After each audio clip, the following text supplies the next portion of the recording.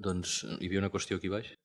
Bueno, jo també el que volia preguntar, almenys el Miquel una miqueta ho ha contestat, era si no us trobeu de vegades que una entrada en el blog que no li heu donat cap importància o així, doncs té molt de ressò i hi ha un seguit de comentaris, i en canvi una altra que potser penseu, mira, aquesta potser interessava més a la gent, potser ningú la comento, només hi ha un poc comentari. I després volia dir que amb el Miquel m'ha fet gràcia perquè has dit que et venien les idees quan estaves a la dutxa o a la moto. Bueno, a mi a la dutxa coincideixo, a la moto no, però em venen en un lloc que segurament que tu no et venen, a la cuina. A veure, perdona, puc contestar? A veure, hi ha una cosa molt clara avui en dia, la gent 2.0 i tothom, és el temps de qualitat. És a dir, som multitasking. Ara podríem fer un debat només d'això, a la societat de la interrupció i la distracció. No m'agrada estar en una reunió i que telefoni a la gent i en el que estic parlant, digui, un moment que contesto, escolta, puc entendre que contestis si la teva mare està a l'hospital, però si no, per favor, estic parlant amb tu. O quan vas al mercat i estàs comprant, diu, un moment, que he d'agafar un recado. Escolta, estic comprant jo en aquest moment. Jo he estat venedor de fruita i verdura i sé el que és, quan el client l'estàs atenent, l'has de cuidar. Això és el mateix, multitasking, temps de qualitat. Cada cop més s'estila de dir, no, ara durant una hora no dic telèfons tancats, però per favor, ni e-mail ni res. Parlem d'aquest tema durant una hora, concentrats. Perquè si no, som tots multitaskings i que, almenys en el món nostre, no? La gent té una certa capacitat de fer diverses coses alhora. Bueno, alhora no, en time scheduling, és a dir, a 3 segons cada cosa, i fins i tot els fa bé, i llavors, doncs estem dispersos. Però repeteixo, si fem moltes coses bé, generem encara més resposta. El que deies tu abans pot ser blogs o pot ser e-mail. El correu electrònic acaba sent una llista de tasques que has de fer. Jo, el conjunt de creuetes grogues que tinc al Gmail és terrible, vol dir tot el que he de contestar i fer. I si és amb admiració vol dir que ara, o si pot ser fa 2 minuts. És terrible. Les eines són de tal eficiència que et generen molta més feina. Cada cop més cal temps de qualitat. Desconnectar de tant en tant no és fàcil, Deia la Laura Borràs, que és una gran blocaire de lletres, @Laura Borràs, hi havia un article al seu que parlava de desconnexió digital. Ella deia, jo no puc desconnectar digital, és que no és que jo visqui internet, és que tots som internet. Internet és part de la societat actual. Què vol dir desconnectar? No vol dir res. Per tant, no és fàcil. Jo parlava de la insostenibilitat del sistema. No tinc clar com hem de continuar. Per què? Perquè és tan meravellós i tan engrescador, ho dèiem amb en Xavier quan li van donar el premi, que no sé, és que no faries res més. A més, com que això va lligat a la meva feina personal de professor investigador, i tinc la sort de tenir 2 nanos també que els agrada, i una família que li agrada, i companys per tot, amb la qual vivim en tot el món, no sé on te pararem. És insostenible, però en el millor sentit de la paraula. No sé què dir. Molt bé. Més qüestions? Una altra qüestió aquí baix. Sí. Dues coses. Una primera, potser més amb els més acadèmics, que és aquesta situació que tenim els que ens dediquem a la recerca com a professors, que hem de fer recerca amb tota la pressió, amb tot aquest sistema que tenim d'angoixa a les ameques, als acus, etc.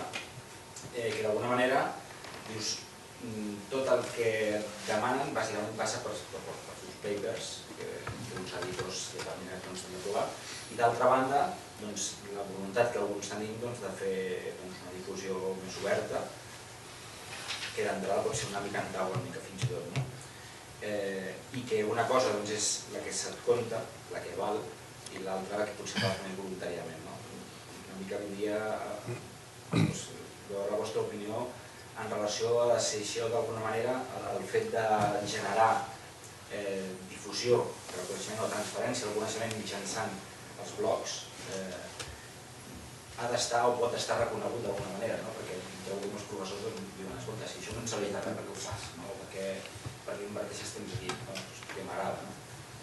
I la segona qüestió, potser més al Xavier, que dediquem més a qüestions més públiques, és el tema de si hauríem de disposar d'una mena de segell de qualitat en tot allò que fa referència a blogs, entrades vinculades a la recerca, precisament per evitar aquestes notícies falses que es poden generar. De la mateixa manera que quan envies un article a una revista científica hi ha uns revisors corporaris que d'alguna manera garanteixen un cert control amb el que estàs intentant publicar. Quan publiques un blog edites a WordPress i dius encara i ja està. Aquest blog té una difusió i aquesta difusió pot generar estats d'opinió i pot tenir fins i tot un arbre, una xarxa molt més oberta que no un article d'una revista. Com pots veure o com veuries o com veu l'aire es podria controlar això. Sé que em sembla que els de salut sí que tenen lleis de qualitat, el control dels blogs, no sé si en el nivell del que és la recerca existeix o ha d'existir una mena de segell de control de qualitat.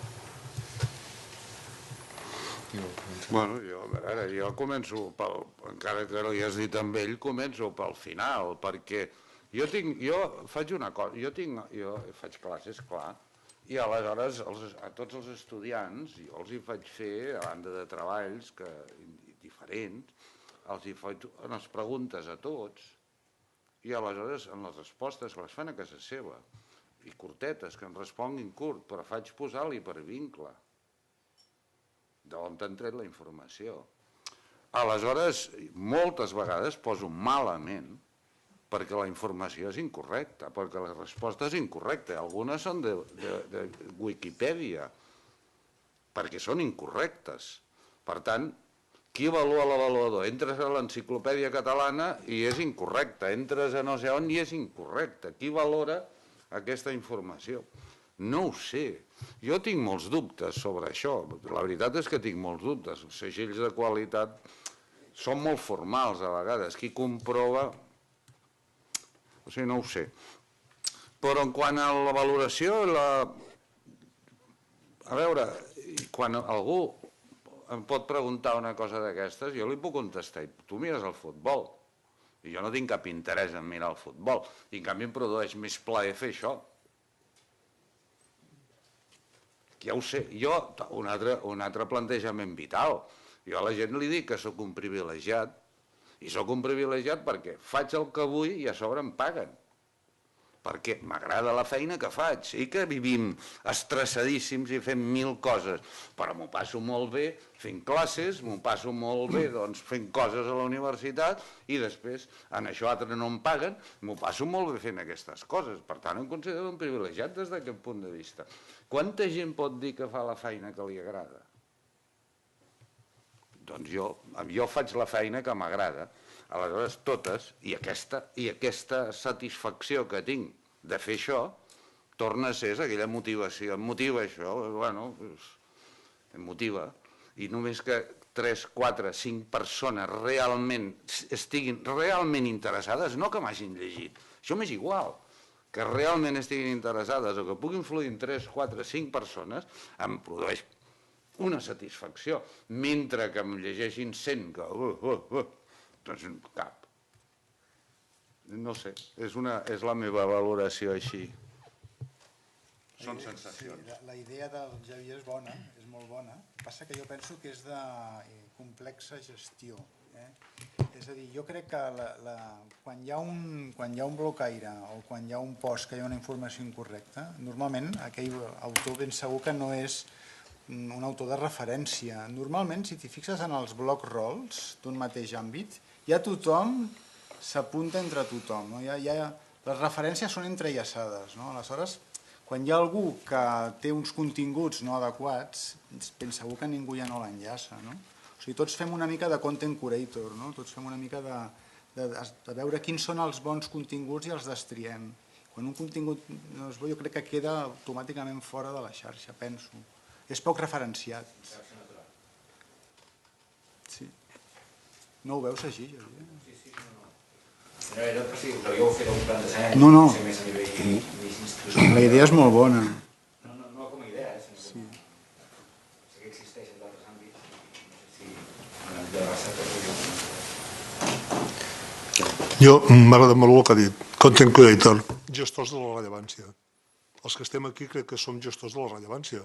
Quan jo parlo d'una cosa i no d'una altra, normalment el que dic és que això és rellevant i això no. Com en Xavier, com l'Enric, com tots. Per tant, tenim una feina, els científics o els professors d'universitat, digueu com vulgueu. Tu has parlat del tema de l'avaluació de la divulgació o de la comunicació. A els projectes europeus del 8è programa Marc tindrà molta més importància la part de comunicació i divulgació. Ja la llei de la ciència, tu en saps molt més que jo, evidentment, hi ha paràgrafs concrets d'aquest tema de la divulgació de la ciència. Després passa el que passa, però en tot cas ho diu. I en teoria en els projectes tu has de dir com divulgues, no allò de dir faré tants articles, no, com ho faràs per arribar al públic? Perquè nosaltres som servidors públics, almenys jo, soc un servidor públic i estic pagat amb impostos. L'obligació meva és explicar el que faig. Jo tinc una opinió dura. Crec que hauria de ser obligació de tot professor investigador tenir un blog en què expliqués què fa al llarg del dia, mínimament. Els articles, cada article que publiques explica en llenguatge planell què has fet. I què has fet avui, què has vist, què has llegit. Pots dir, avui, perdona, però avui has reposat, no passa res, sembla bé. Hauria de ser obligatori, entre cometes, i ser avaluat per això, és la meva opinió. A part, jo puc parlar del que jo creu. Els professors investigadors, en general, creem coneixement. Les universitats i centres de recerca són una cosa brutal. Podríem fer l'avantguàrdia cada dia. Només amb la que creem cada dia podríem fer un diari. De coses originals, que no ha fet ningú més. Només amb els articles que surten cada dia de la Universitat X, el que sigui, o centre de recerca, que és el que deia ella. Però a part som curadors, com Content Creator. Parlem de què fan els altres. Són dues feines importants, què he fet jo i què han fet els altres, o com jo veig el que fan els altres. El tema de la reputació, parlàvem, la reputació és fonamental. Com podem avaluar un article? Per la reputació que tenen a la xarxa. Això hi ha coses que més ho fan intel·ligentment. La reputació de la xarxa és extremadament important. La gent et diu quanta gent ha repiulat un tuit o quan t'ha comentat al Facebook, una mica tot, més o menys ja es veu. Més o menys es veu quina és la reputació que te dona la gent. He dit això que seria important ser blocaire, perquè ho crec realment, pels professors. He estat 8 anys vicerector de professorat, 3 de recerca i política científica. Em sembla que és un deure d'un servidor públic pagat per impostos rendir comptes a la societat. Tenir un bloc i dedicar-hi 10 minuts o 20 al dia, de veritat és demanar tant? És tant demanar això? Francament, no ho entenc. Crec que sí que es pot demanar. Almenys jo dono exemple. Jo, i els que estem aquí, donem exemple, i molts altres. I hi ha gent que no ho entén. Jo crec que hem de fer pedagogia. Cal fer pedagogia i explicar que això és molt i molt important. Som servidors socials i, per tant, tenim unes obligacions.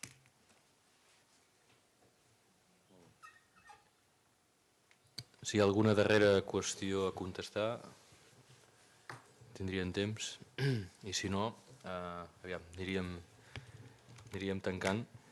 Hi ha una cosa que m'ha agradat molt, que s'ha comentat, i és que una de les motivacions que s'han dit per escriure blogs és que en un determinat moment no hi havia prou espai en els mitjans per parlar de la recerca.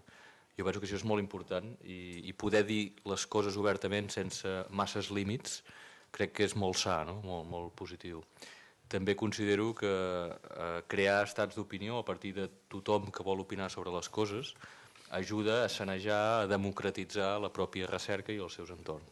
Perquè només per això ja val la pena seguir blogs, escriure blogs i participar en ells.